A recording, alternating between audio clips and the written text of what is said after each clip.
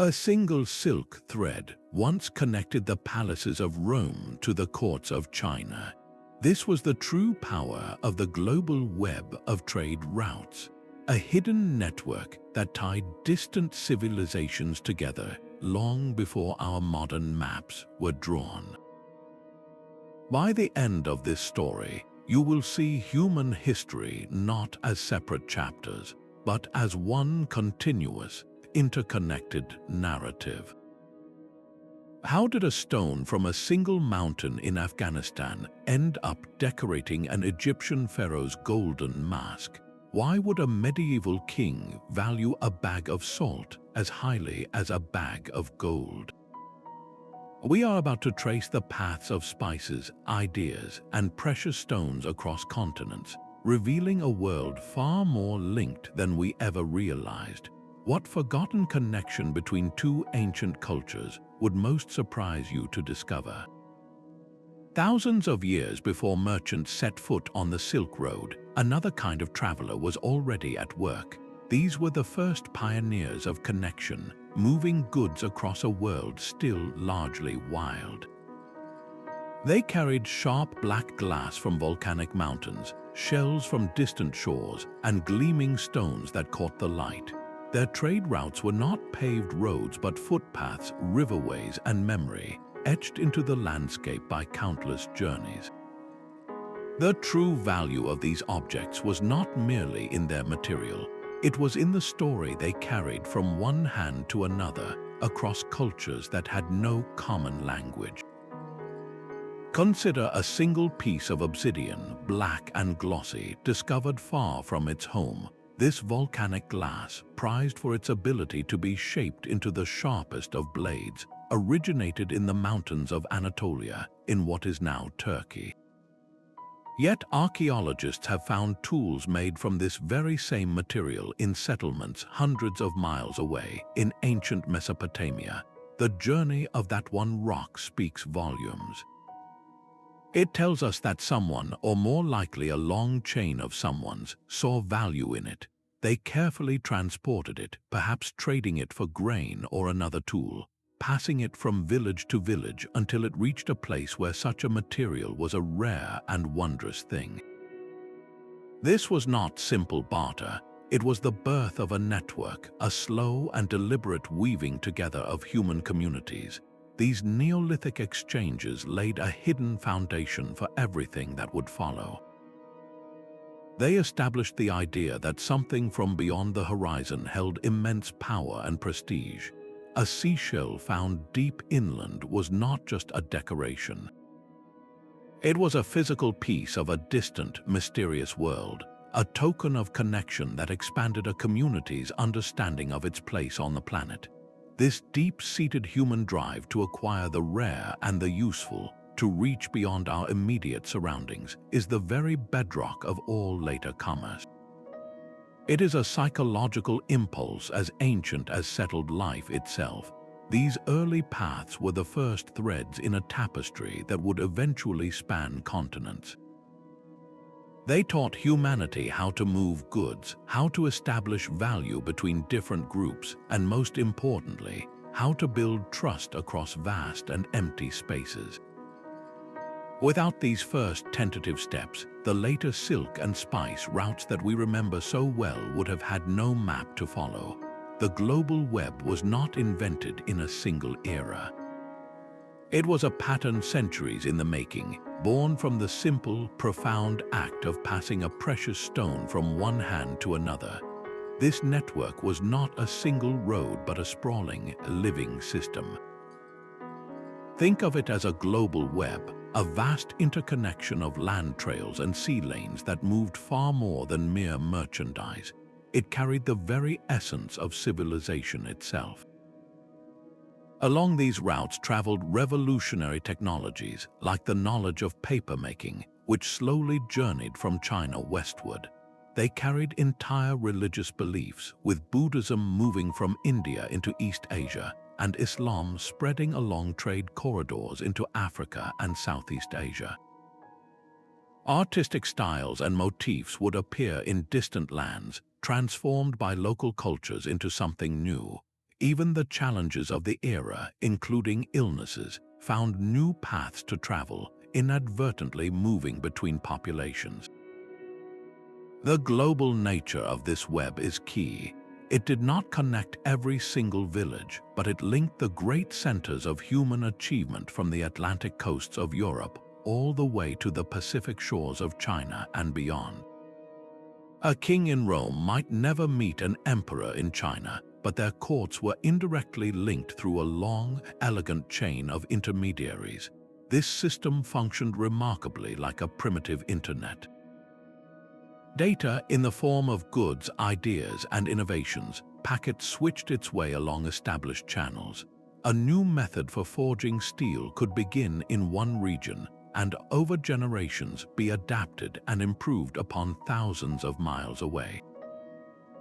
The destiny of a culture could be forever altered by a concept that arrived with a foreign merchant.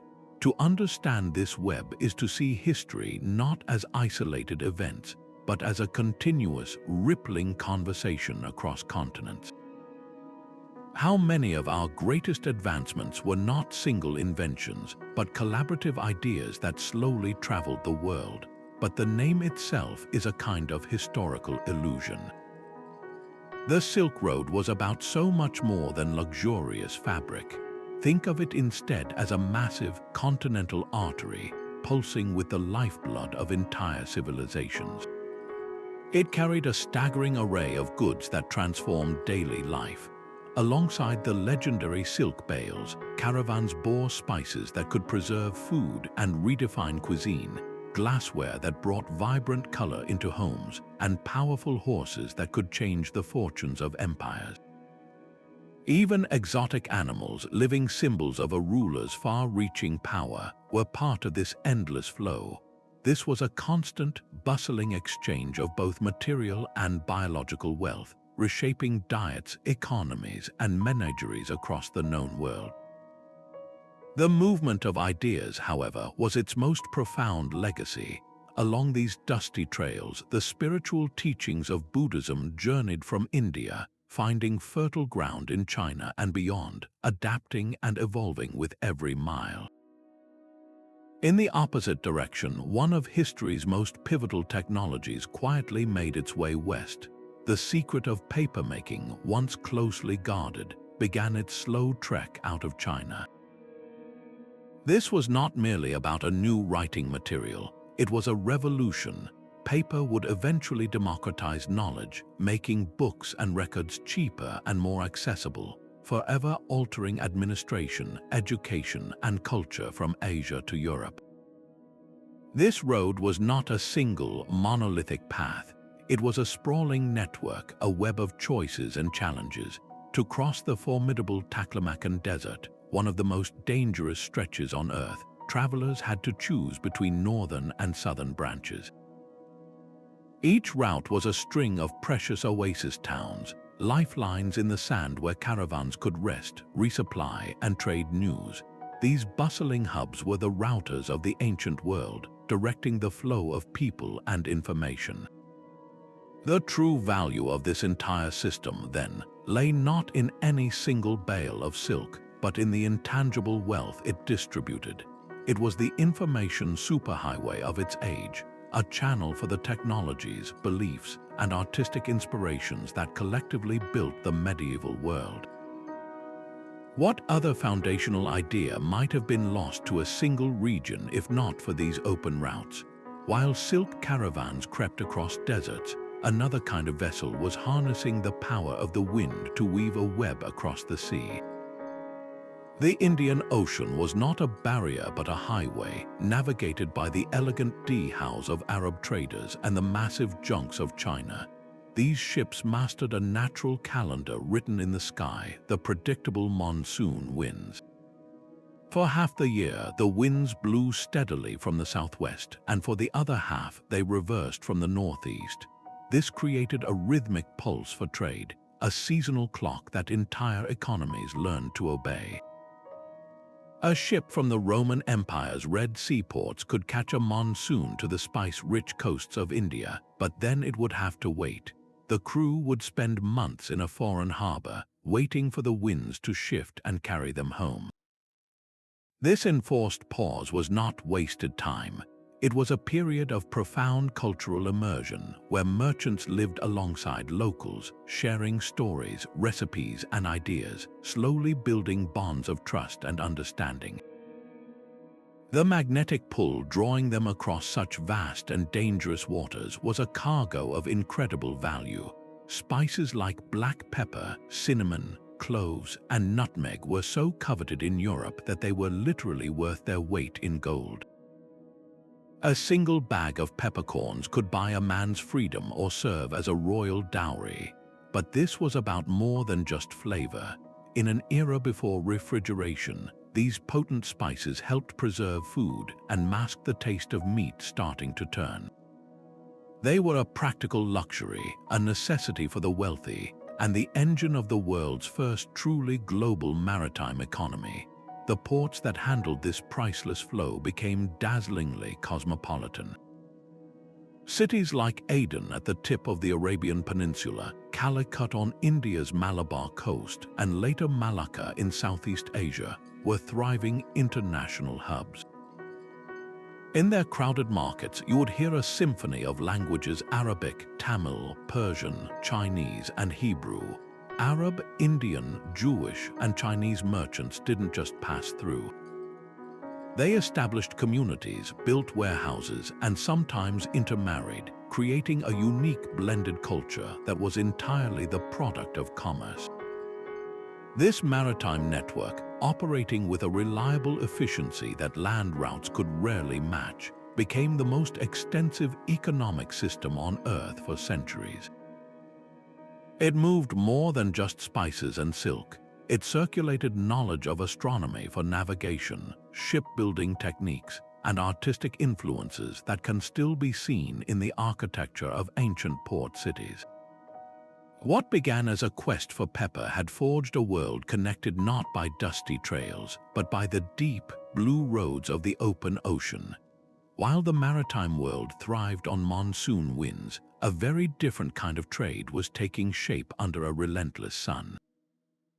The Sahara Desert presented a barrier so immense and hostile it seemed designed to keep civilizations apart. Yet human ambition saw not a wall but a highway. Across its sea of sand, the world's largest desert, camel caravans began to move, stitching together the Mediterranean coast with the legendary kingdoms of West Africa. Their cargo created a continental exchange of staggering value.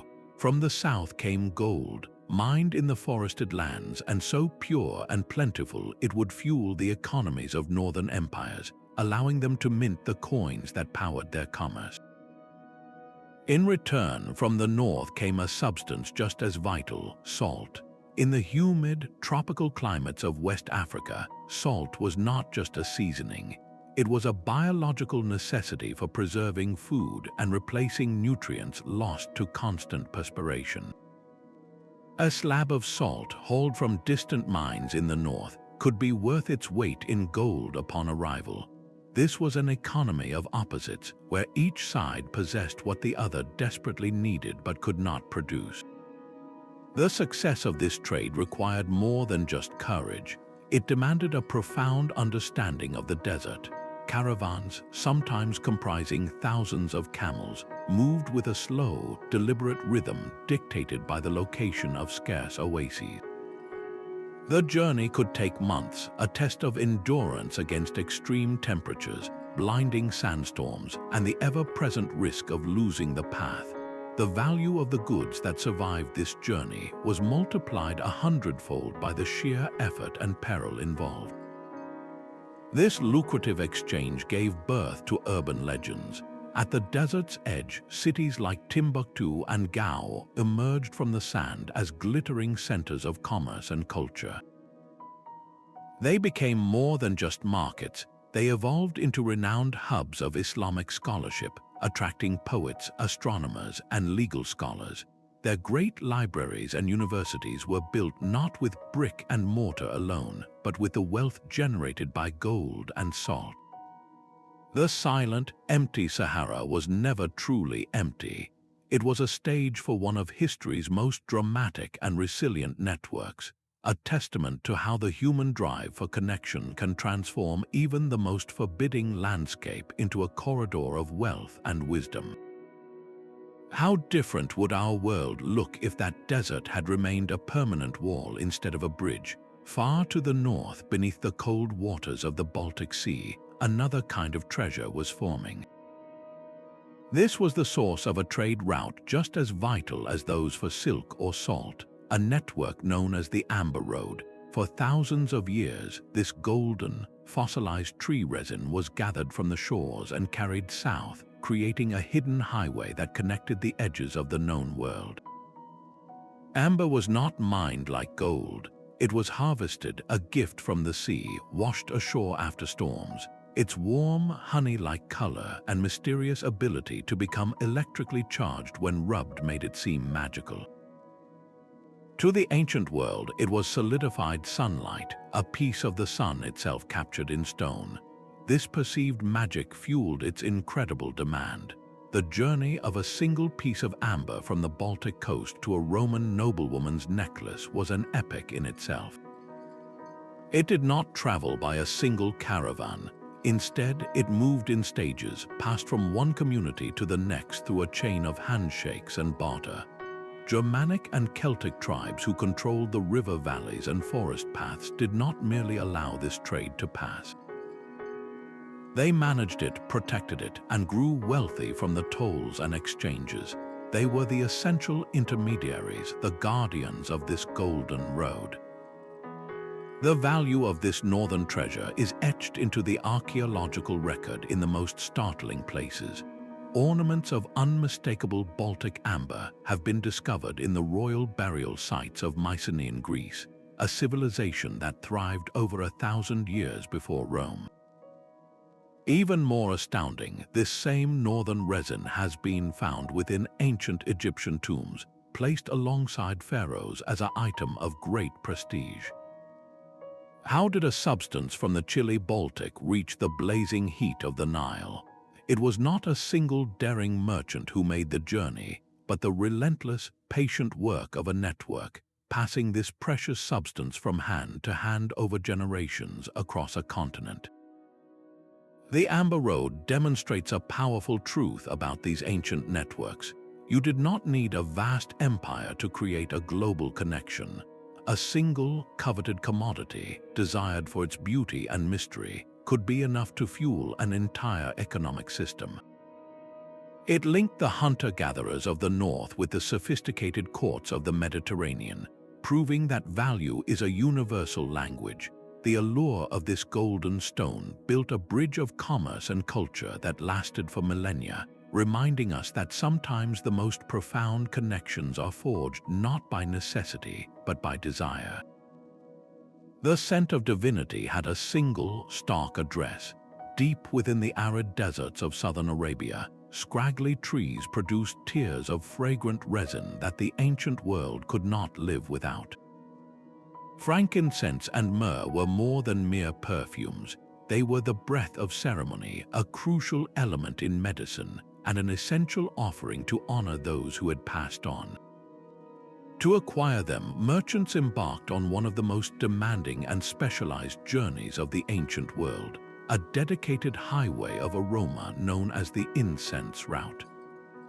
From the Dhofar region in modern Oman, camel caravans laden with these precious resins began a long trek north.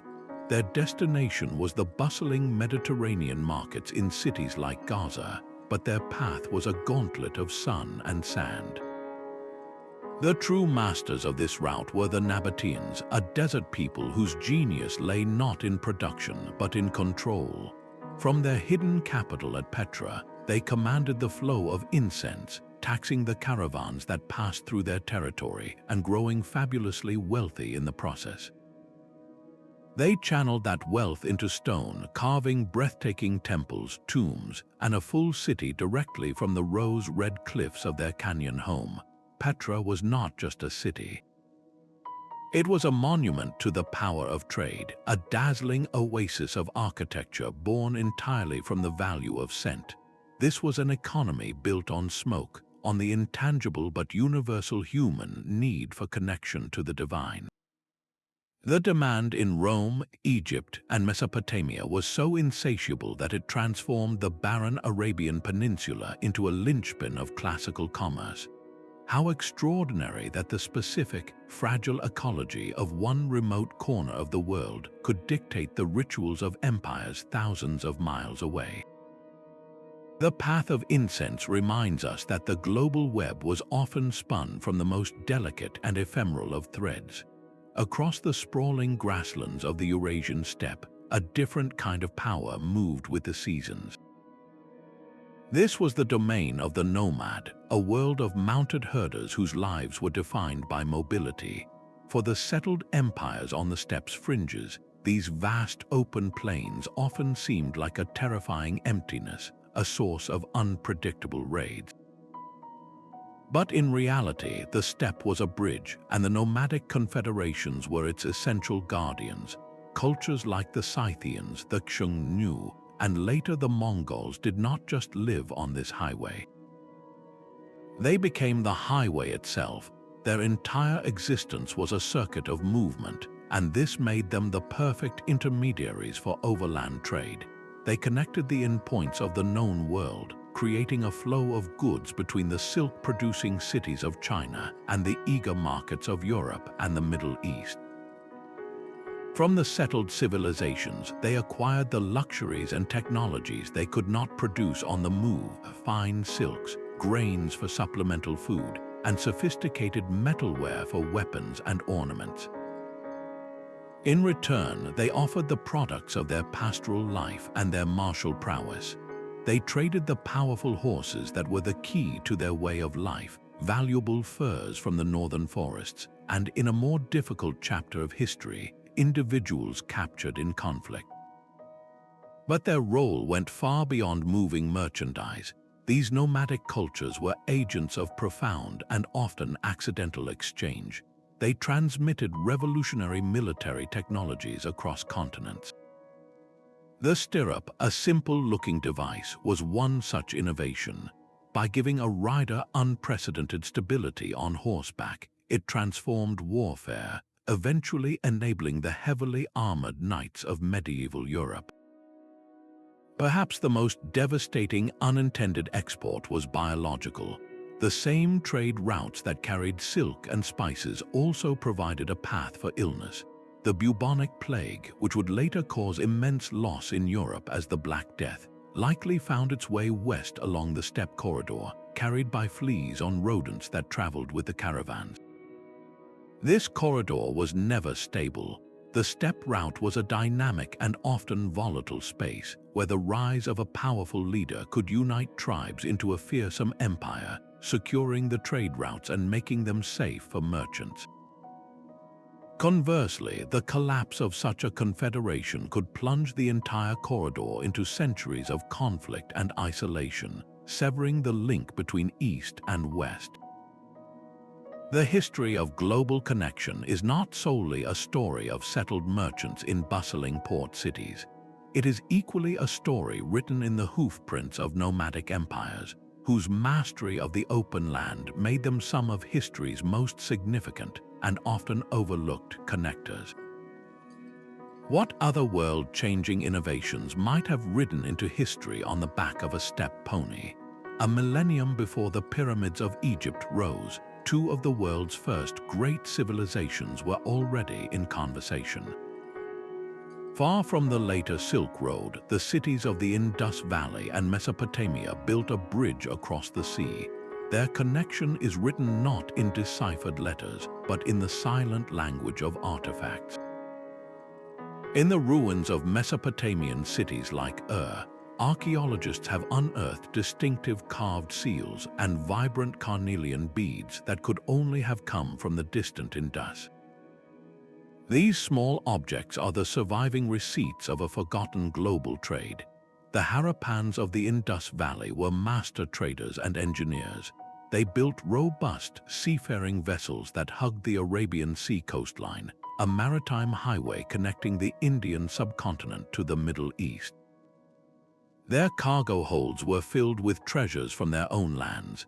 They exported precious timber from the teak forests of the subcontinent, gleaming ivory, and most famously, beautifully polished beads made from carnelian, a deep red stone that was highly prized in Mesopotamian courts. In return, their ships likely brought back silver and tin, metals scarce in their homeland, along with fine woolen textiles from Mesopotamian workshops. This was not a random exchange of gifts. It was a sophisticated, centuries-long commercial relationship. The discovery of standardized stone weights across all major Indus cities suggests a highly organized economic system, one that understood the need for consistent measures to facilitate fair trade over vast distances. They were thinking like global merchants, and then this vibrant connection vanished. Around 1900 years before the Common Era, the meticulously planned cities of the Indus Valley were gradually abandoned. The precise reasons remain one of history's great puzzles, with scholars pointing to shifts in river patterns and broader environmental changes. With the collapse of its partner civilization, the trade route withered. The bustling ports fell silent and the ships stopped sailing. The most profound loss is the voice of the Harappans themselves. Their unique script, found on thousands of those seals, remains undeciphered. We can hold the very objects they used to stamp their goods, but we cannot read the names of the merchants, the terms of their contracts, or the stories of their voyages. We see the evidence of their handshake across the water, but we cannot hear their words. This early web reminds us that globalization is not a modern invention. It is an ancient rhythm, a pattern of connection that appears, flourishes, and sometimes, for reasons we can only piece together, fades into silence, waiting to be rediscovered. Long before classical Athens rose to prominence, another civilization ruled the waves from its island home. On the island of Crete, the Minoans built Europe's first Thalassocracy, a maritime empire whose influence stretched across the entire Aegean Sea and into the eastern Mediterranean. Their power was not based on massive land armies or fortified borders, but on the sleek, oared ships of their merchant fleet. This network was the lifeblood of the Bronze Age world, a vibrant exchange that connected the colossal kingdoms of Egypt and the Near East with the raw, budding cultures of the Greek mainland. In the holds of their ships, they carried precious cargoes that defined the era. There was vibrant saffron used as a dye, a medicine and a spice, and golden olive oil, a staple of the Mediterranean diet and economy. They transported their own beautifully crafted pottery, with its dynamic scenes of leaping dolphins and octopuses, and they likely acted as critical middlemen in the trade of tin, the essential ingredient that, when alloyed with copper, created the bronze that gave the age its name. The sheer confidence of this sea power is etched into the very landscape of Crete. Their great palace complexes, like the labyrinthine Knossos, were astonishingly unfortified. They possessed no massive defensive walls. This was a profound statement of security, a belief that their dominion over the surrounding sea was wall enough. Their safety, their wealth, and their cultural identity were all drawn from the deep blue waters that connected them to a wider world. The reach of their culture is visible in the archaeological record from the Nile Delta to the coast of Anatolia. Egyptian tombs contain Minoan-style frescoes, while pottery fragments found in the Levant bear the unmistakable swirls and marine life motifs of Cretan artists. They were not just trading goods, they were exporting an entire aesthetic, a way of seeing the world that was absorbed and admired by their powerful neighbors. Then, in a geological instant, this brilliant network faltered. The colossal volcanic eruption on the island of Thera, modern Santorini, was an event of almost unimaginable scale. It would have generated towering tsunamis that crashed into the northern coasts of Crete, smashing the very ports that were the source of Minoan power. Vast clouds of ash would have blanketed the island, crippling agriculture for years. The resulting economic and social collapse was catastrophic. The Minoan fleet, the engine of their empire, was decimated, and their control over the trade routes evaporated. Almost overnight, the intricate web they had woven for centuries came apart. In the power vacuum that followed, their rivals on the Greek mainland, the Mycenaeans, stepped in, first as trading partners and then as overlords. The elegant, fluid art of the Minoans was replaced by the more martial, structured style of the Mycenaeans. The collapse of this single, central node in the Mediterranean web did not just end a civilization. It plunged the entire region into a period of fragmentation and cultural decline, a dark age that would last for centuries. The story of the Minoans is a powerful reminder that these early global networks were breathtakingly resilient, and yet profoundly vulnerable, dependent on a stability that could be shattered by a single force of nature. A desert caravan did not simply wander from one end of the Silk Road to the other. Its survival depended on a string of vital waypoints, urban islands in a sea of sand or water. These intermediary cities were the true hearts of the global web, the places where the abstract network became a living, breathing reality. An oasis like Palmyra, rising from the Syrian desert, was far more than a source of water. It was a bustling customs house, a financial center, and a cultural crossroads all at once. Here, a merchant from Rome could meet a trader from Persia, haggling over taxes and tariffs while their goods were transferred to new camels and their crews exchanged news from opposite ends of the earth. The city itself grew fantastically wealthy from this role, its grand colonnades and temples funded by the endless flow of commerce. Similarly, a landlocked hub like Kashgar, where the northern and southern routes of the Silk Road converged, became a permanent World's Fair. Its markets overflowed with goods that had traveled thousands of miles, while its streets echoed with a dozen different languages. These were not passive stops, but active participants in the exchange. Local artisans would see foreign designs and incorporate them into their own work, creating entirely new artistic styles that were then carried further down the line. The same phenomenon occurred on the coasts. In China, the port of Quanzhou was known as the City of Light, a dazzling emporium where massive Chinese junks docked alongside Arab dhows. On the Persian Gulf, the port of Suraf was so prosperous that its residents built multi-story mansions carved directly into the mountain slopes. In these maritime hubs, merchants often settled for months at a time, waiting for the monsoon winds to shift. They built temples and mosques, married local families, and raised children who were fluent in the customs of both lands. This prolonged contact turned these ports into incredible melting pots, where religions, technologies, and even culinary traditions were shared and synthesized. A new ship design developed in Suraf might be adopted by a Chinese shipwright in Quanzhou, leading to a stronger, more seaworthy vessel that would then carry the innovation across the ocean. The very existence of these cities was a testament to the power of connection. They had no other reason for being. Their water, their food, their immense wealth, all flowed from their position as essential nodes in the network. This made them powerful but also profoundly vulnerable. If a trade route shifted due to war, political upheaval, or the silting of a harbor, these brilliant centers of culture and commerce could fade into ghost towns almost overnight. Their glittering prosperity was a gift from the global web, a gift that could be taken away just as quickly as it was given. A Roman legionary's wages were measured not in coins, but in a substance he could taste.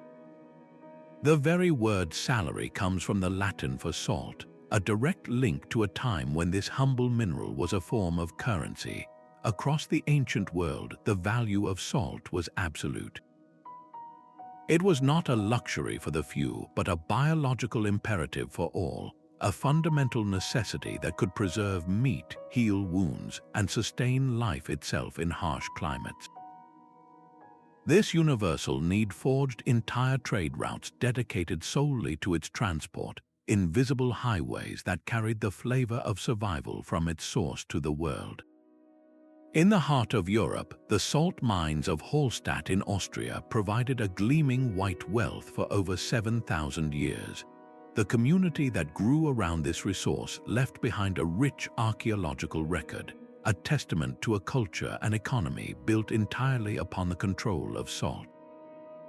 Far to the south, the Roman state understood its power so completely that it established a monopoly over salt production, using it to supply its armies and control its populace.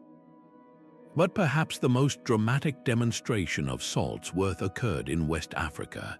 There, in the great markets on the edge of the Sahara, merchants would trade slabs of salt, hauled by camel caravans across hundreds of miles of desert, for an equal weight of gold from the forested kingdoms to the south. In that economy, the shimmering metal and the white crystal were seen as equals. A kingdom's power was often a direct reflection of its access to salt. Controlling a major salt spring or a productive coastal pan could fund an empire's armies and fuel its ambitions, while losing that control could spell its collapse. Wars were fought over salt deposits, and alliances were sealed with the promise of its steady supply. The story of these global networks, so often focused on silk and spices, rests on this more basic foundation. It was the relentless, universal demand for life's essentials, for salt, for grain, for practical tools, that created the first and most resilient strands of the web. Luxuries motivated kings, but necessities moved entire civilizations. What other everyday substance in your own kitchen might have once held the power to build a kingdom? A Roman general would never have guessed that the most powerful weapon to travel the Silk Road was not a new sword, but a formula for ink. The true wealth of these global networks was not measured in gold or silk, but in the revolutionary ideas that silently hitched a ride with the merchants. While spices and fabrics were consumed and forgotten, the knowledge exchanged along these routes fundamentally reshaped the destiny of civilizations for centuries to come. Consider the quiet journey of paper-making from China. This was more than a new writing surface. It was a cognitive revolution. Before paper, knowledge was recorded on heavy clay tablets, expensive parchment, or fragile papyrus, limiting its spread. Paper made from mulberry bark and rags was cheap, durable, and portable. As the technique slowly moved west, it democratized learning. It allowed for the creation of books that could be owned by scholars, merchants, and even religious leaders outside the royal court, fueling an explosion of administrative efficiency, literature, and scholarship across the Islamic world and later Europe. Alongside paper traveled the magnetic compass, a Chinese innovation that transformed a mariner's relationship with the open ocean. No longer were sailors solely dependent on the sun and stars. With a needle that always pointed north, they could navigate with confidence through cloudy skies and across featureless seas, opening up the age of global exploration. Even the discovery of gunpowder began not as a weapon, but as an alchemical quest for immortality. Its journey westward would eventually redefine the very nature of warfare, from the walls of castles to the formation of armies. This intellectual traffic moved in all directions.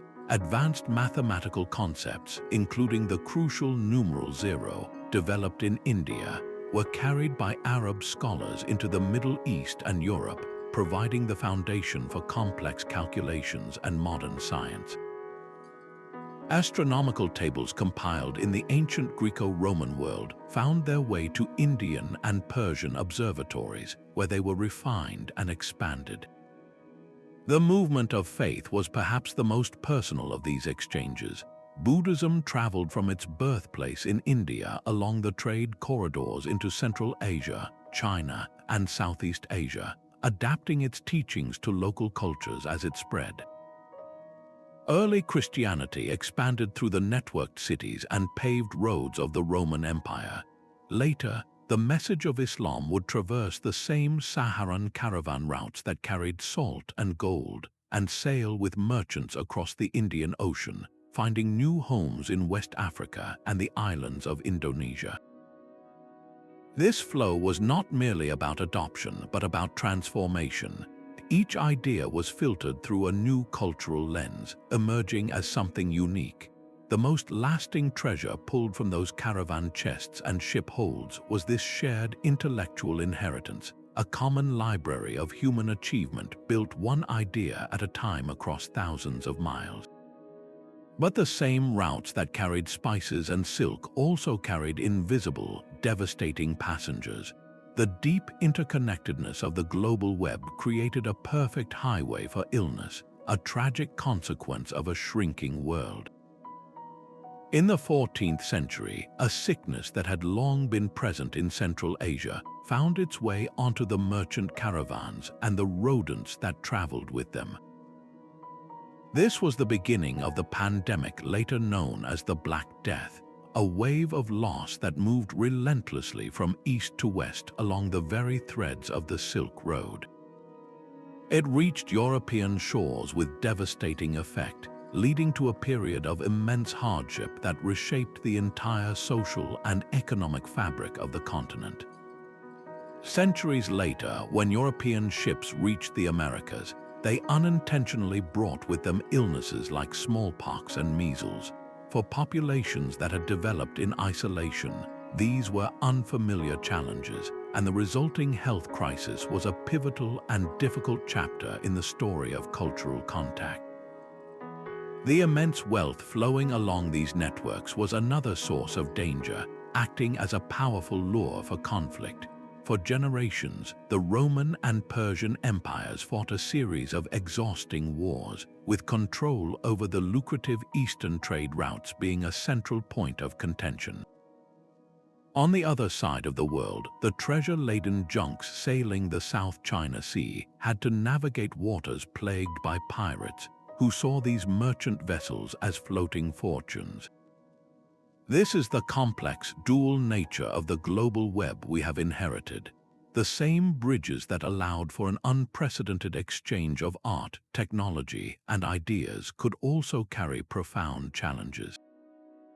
It reminds us that connection is never a simple good.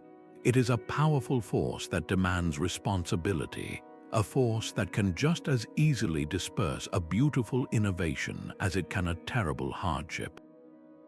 How do we, in our own hyper-connected age, learn from this ancient lesson? The color of divine royalty came not from a mine, but from the sea.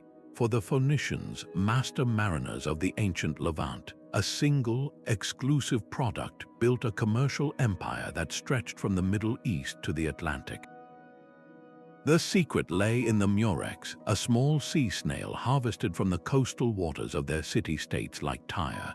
To produce just 1 gram of the legendary Tyrian purple dye required the careful processing of thousands of these shellfish. The resulting color was a deep, vibrant crimson purple that did not fade with sun or washing. It became the ultimate status symbol, a visual shorthand for power and divinity across the Mediterranean world. A single purple-dyed garment could cost more than a small farm, making it the exclusive uniform of emperors, senators, and high priests. This was an economy born from a color. The Phoenicians did not just trade this dye, they built an entire infrastructure around its production and distribution. To secure their monopoly, they established a network of colonies that dotted the entire Mediterranean coastline. Outposts like Carthage in North Africa and Cadiz in Spain served dual purposes. They were fortified trading hubs, but they were also strategically placed near new beds of murex snails, ensuring a constant and exclusive supply of the precious raw material. Their sleek, nimble ships, powered by both sail and oar, became the delivery system for this liquid wealth. but these merchants carried something even more enduring in their cargo holds than dyed cloth. To manage the complex logistics of their far-flung commercial empire, the Phoenicians developed one of the world's first fully phonetic alphabets. This was a revolutionary system, far simpler than the cumbersome cuneiform or hieroglyphic scripts of their neighbors. It used a small set of symbols to represent sounds, making reading and writing accessible to merchants and administrators, not just a priestly class. As their ships moved from port to port, this practical tool for business spread with them. The Greeks later adapted it, adding vowels, and this modified version became the foundation for the Latin script that you are reading now and most other Western writing systems. The Phoenicians themselves left behind few grand monuments or epic poems. Their legacy was not carved in stone, but woven into fabric and inked onto parchment. They demonstrated that a civilization could project its influence not through military conquest, but through commercial genius and a superior product.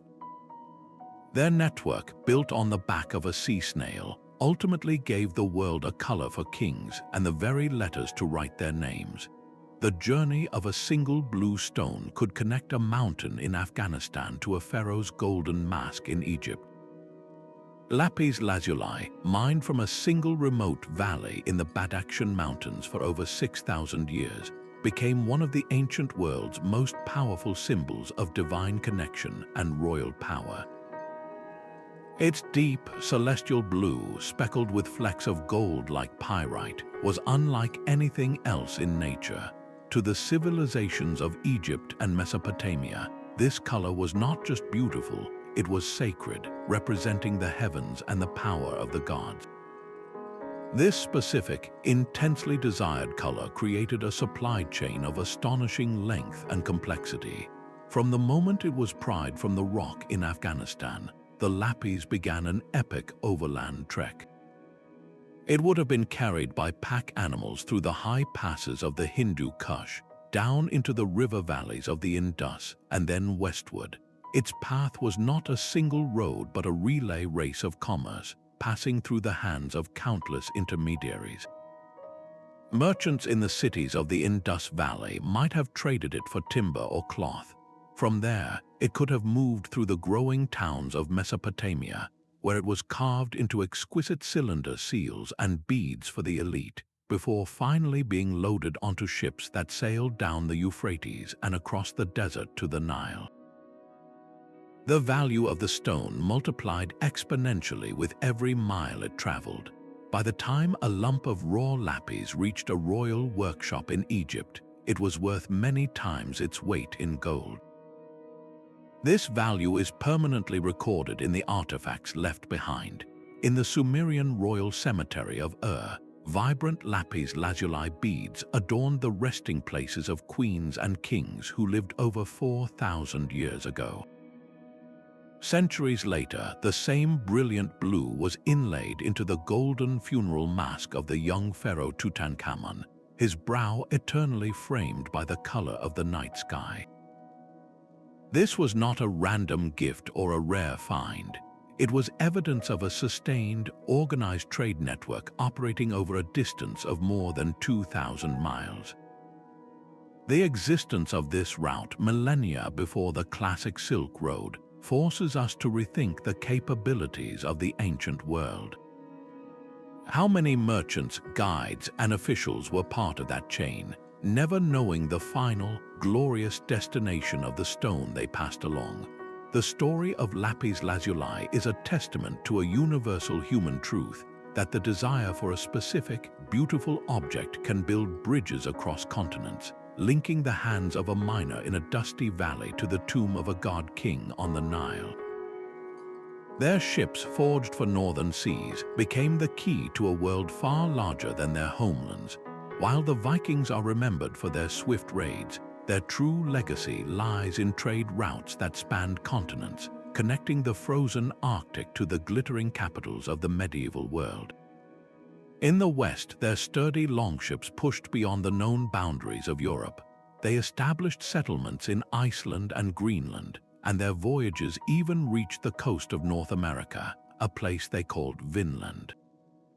This western network dealt in the unique riches of the north. They traded thick furs that provided warmth in colder climates and walrus ivory, a precious material carved into intricate ornaments for European nobility. This was a harsh and daring enterprise, a commerce born from navigating the world's most unforgiving waters. Simultaneously, other Viking bands looked east. They turned their ships from the sea and ventured deep into the vast river systems of what is now Russia. Using their legendary boats as both transport and shelter, they rowed and portaged along the Volga and Dnieper rivers. Their destination was nothing less than the wealthiest cities on earth, Constantinople and Baghdad. From the northern forests, they brought bundles of luxurious furs, golden amber, and honey, commodities highly sought in the sophisticated markets of the south. In return, they received the glittering currency of the age, Islamic silver coins, along with fine silks and spices. This riverine highway did more than just move goods. It fundamentally reshaped the political landscape. The constant movement of people and wealth along these routes led to the consolidation of power. Out of this vibrant exchange emerged the first Russian states, most notably the Kievan Rus, a direct result of the Viking presence on these trading rivers. The Viking network presents a fascinating duality. It was a system that seamlessly blended commerce, colonization, and conflict. A single chieftain could be a settler in Iceland one season, a trader on the Volga the next, and a raider along the English coast the season after that.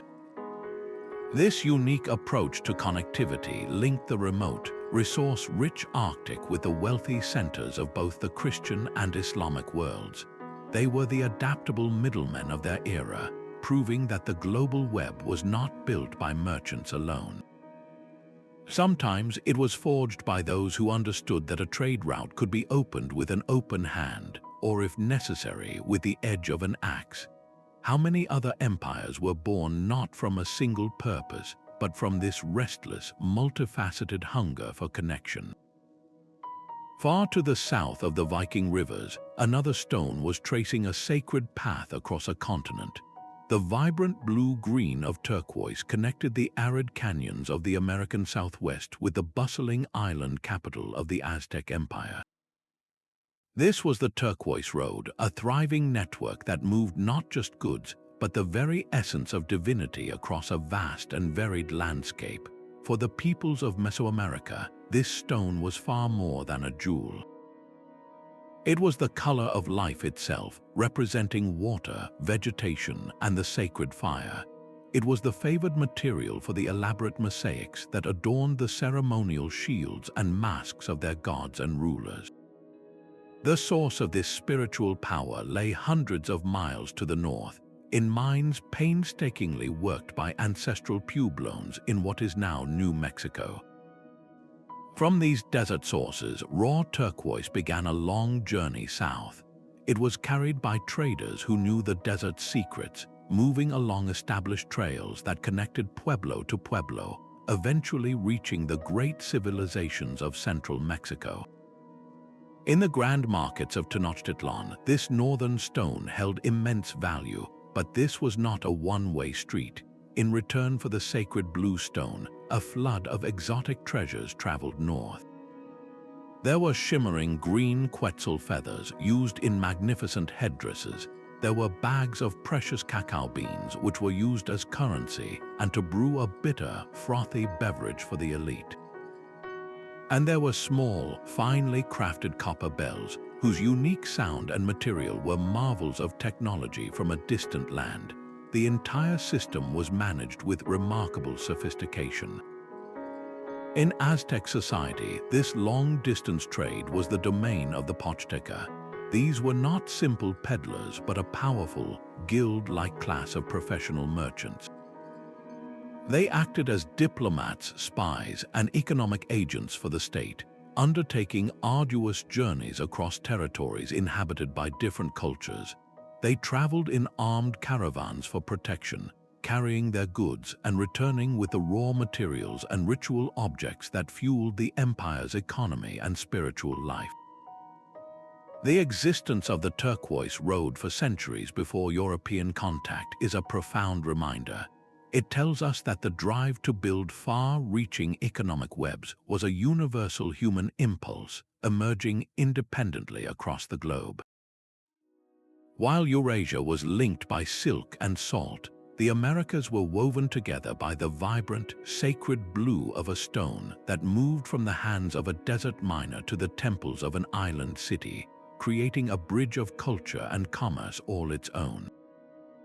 A simple handshake between strangers required a language both could understand, a system of trust built not on words but on weight and measure. The global web of trade could not have functioned without a silent agreement on value, a financial revolution born from the constant movement of goods. In the ancient kingdom of Lydia, nestled in what is now Turkey, a monumental innovation appeared around 600 years before the Common Era. Artisans began stamping lumps of a natural gold and silver alloy with official marks, creating the world's first standardized coinage. This was not just a new form of money, it was a portable promise.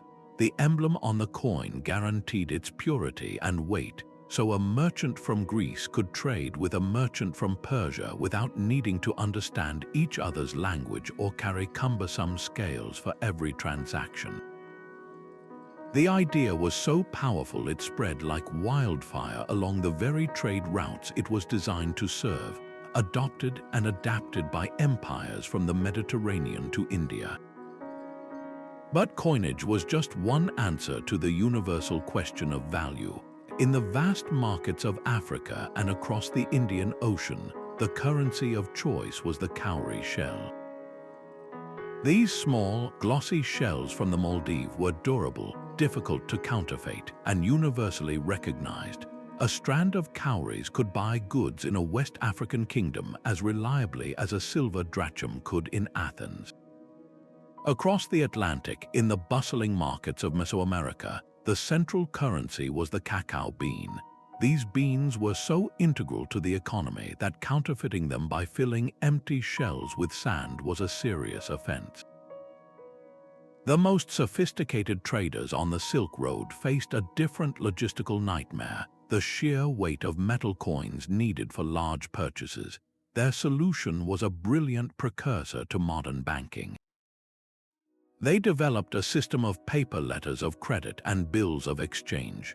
A merchant could deposit his coin with a trusted agent in one city, receive a paper document, and then travel thousands of miles to another trading hub to redeem it for local currency. This eliminated the extreme risk of transporting chests of heavy coins through bandit-infested deserts and mountains. Underpinning all of these systems, from the first Lydian coin to the paper promissory note, was the non-negotiable need for standardization. The widespread adoption of consistent weights and measures, like the bronze balance scales found from Rome to the Indus Valley, was the bedrock of cross-cultural trust. It meant a pound of pepper in Egypt contained the same quantity as a pound of pepper in Rome. These financial tools did not emerge from abstract economic theory. They were practical, elegant solutions to the problems posed by a connected world, laying the essential groundwork for the global economic systems we still use today. A caravan's path was written in the language of wind and stone. The grand networks we have traced were not lines drawn on a map by a king's decree, but intricate responses to an unyielding landscape. Human ambition flowed like water, finding the one possible course through a world of natural barriers. The Silk Road, for all its fame, was a desperate act of navigation, clinging to the thin, fertile line where mountain runoff met the desert's edge. To venture directly into the Taklamakan was to invite a certain end, so the caravans snaked along a necklace of oases, each one a life-giving jewel of water and shade, their very existence made possible by the snow-capped peaks towering above. The route was a testament to generations of accumulated knowledge, a shared understanding that survival meant respecting the desert's absolute boundaries. This same dance with nature unfolded on the open ocean. The Indian Ocean trade was a system built on a celestial clock, the monsoon winds. For 6 months, the winds blew steadily from the southwest, and for the next 6, they reversed to the northeast. Mariners did not fight this cycle, they surrendered to it, planning their entire year around this predictable rhythm. A ship's captain knew that setting sail from Oman to India with the summer monsoon meant he would spend months in a foreign port, waiting for the winds to turn and carry him home. This was not inefficiency, it was the essential tempo of maritime life, a forced pause that allowed for deep cultural exchange in the bustling ports of Calicut or Malacca. On the other side of the world, the immense Sahara presented a different kind of test. Here, the currency was not wind, but water. The Trans-Saharan routes were nothing less than a map of the desert's hidden veins, connecting the scattered wells and oases that were sometimes hundreds of miles apart. The success of a caravan of thousands of camels did not depend on the strength of its guards, but on the accuracy of its guides, whose mental charts of these life-saving waypoints were more valuable than any cargo of gold or salt. One miscalculation, one missed water source meant disaster for all. Even in the soaring peaks of the Andes, trade moved along a vertical logic. Trails did not go over the impassable mountains, but through them, following high ridges and river valleys that had been used for millennia. The flow of goods from coastal fish to highland potatoes was a direct reflection of the environment's dramatic variation. These routes remind us that our ancestors were not conquerors of nature, but its most astute students.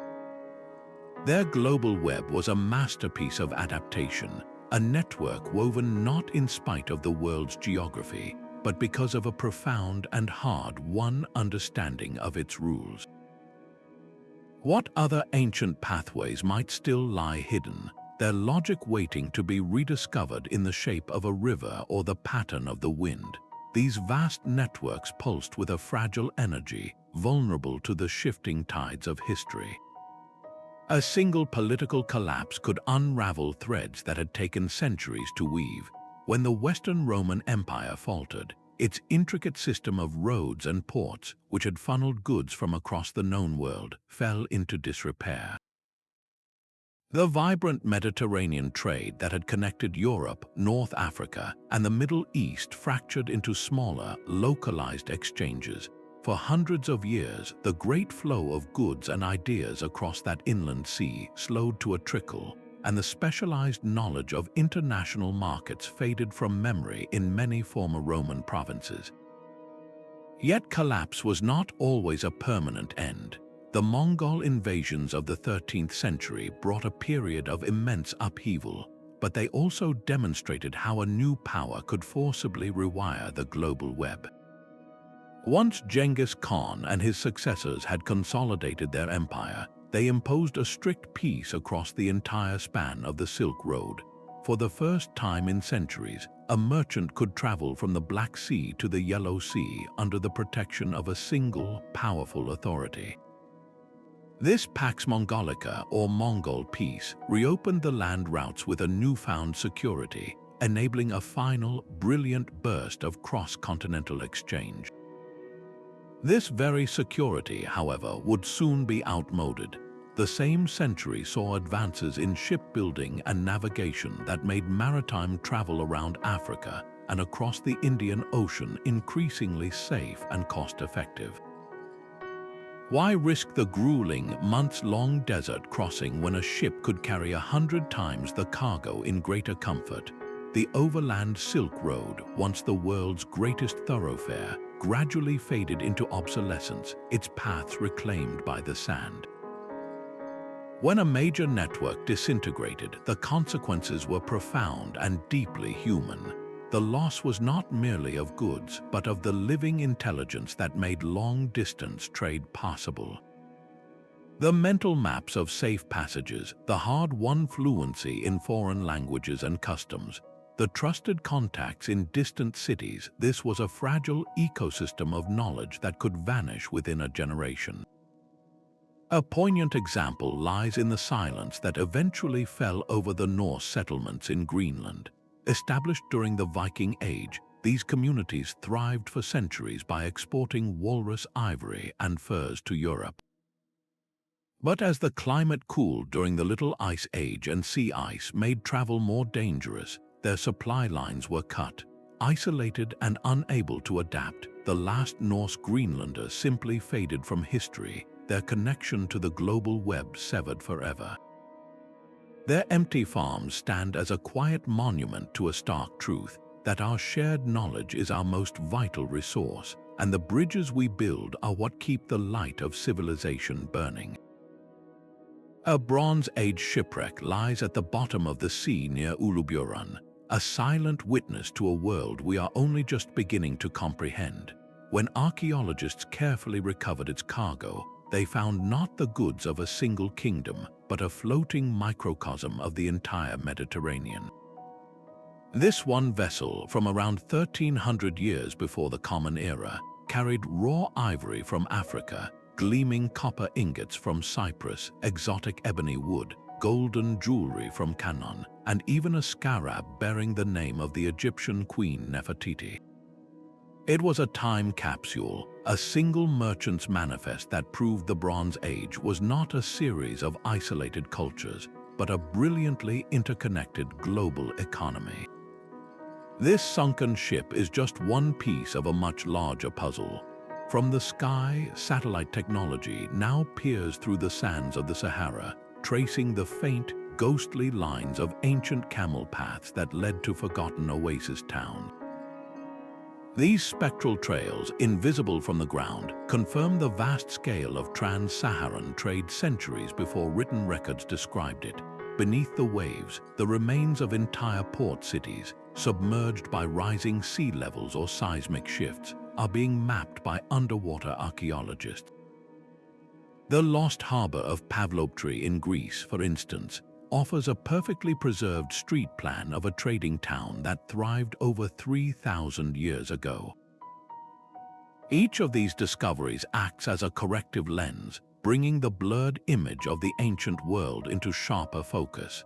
They confirm the accounts of rare historians like Herodotus, who wrote of the Sahara's trade, but they also constantly surprise us, revealing connections we never knew existed. A single Chinese coin found on the coast of Kenya, or Roman glassware unearthed in a Japanese tomb, these are the quiet data points that force us to redraw our maps. The story of our past is not a fixed narrative in a dusty book. It is a living, breathing detective story, where every shard of pottery and every satellite image adds another line to the conversation between civilizations. What other lost connections are still waiting beneath the sand or the sea, ready to rewrite the history we think we know? These ancient pathways are more than just historical curiosities. They form the very bedrock of our modern world. The global web of trade routes was the original prototype for the international system we navigate today. Every container ship crossing an ocean and every digital financial transaction echoes a pattern established thousands of years ago. The fundamental principles of our global economy were not invented in a boardroom, but were forged in the dusty caravanserais of the Silk Road and the bustling ports of the Indian Ocean. The concept of an international market, where goods from one corner of the world are valued in another, was their creation. The sophisticated banking instruments, the letters of credit that allowed a merchant to travel without carrying heavy coins, were their innovation. The intricate dance of supply and demand across continents was a rhythm they first learned to follow. This deep history reveals a startling truth. Globalization is not a sudden revolution of the last few decades. It is a recurring pattern in human history, a cycle of connection and exchange that has appeared in various forms for millennia. The vibrant, multicultural mixing we see in today's global cities is a direct descendant of the cultural blending in ancient hubs like Kashgar or Kwanju. In those markets, just as in our modern metropolises, different languages, religions, and culinary traditions met, mixed, and created something entirely new. Understanding this long view changes our perspective on the present. The opportunities and challenges we associate with a connected world are not new. Our ancestors also wrestled with the benefits of shared knowledge and the difficulties of navigating economic interdependence and the spread of new ideas. Their experiences offer us a profound legacy, a reminder that we are not the first generation to build bridges across the world, and that the greatest networks are those that enrich not just our economies, but our collective human story. The ingredients in your kitchen tell a forgotten story of ancient highways. Many of the foods we consider national treasures are actually immigrants, their journeys spanning thousands of years and countless hands. The bright citrus in your tea likely began in the forests of Southeast Asia, its seeds carried westward by merchants who valued its rarity.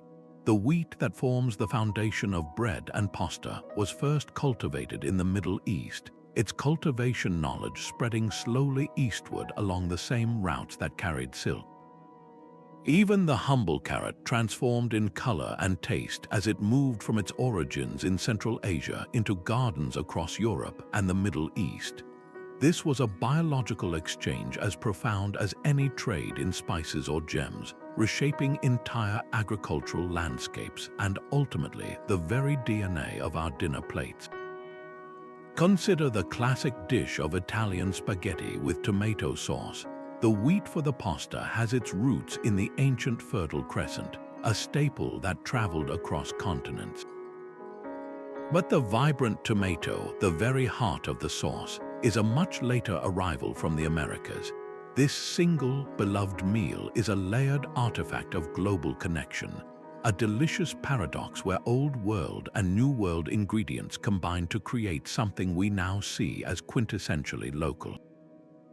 The Columbian exchange that began in the 1500s was not the first chapter in this story, but its most accelerated and dramatic volume, suddenly introducing potatoes to Ireland, chili peppers to Asia, and chocolate to Europe. This ongoing transformation of our diets is the most intimate legacy of those ancient routes. Every time we sit down to a meal, we are tasting the enduring results of those first tentative trades, a permanent reminder that our world has always been deeply and deliciously connected. These ancient routes formed the nervous system of a world already alive with conversation, a planetary network transmitting the lifeblood of commerce, culture, and innovation between civilizations we often think of as separate. From the silk-laden caravans of Asia to the salt-bearing camels of the Sahara, these pathways pulse with a single, enduring truth about our species, our relentless drive to explore, to connect, and to exchange. They prove that no civilization, no matter how grand its pyramids or how vast its libraries, ever truly grew in isolation.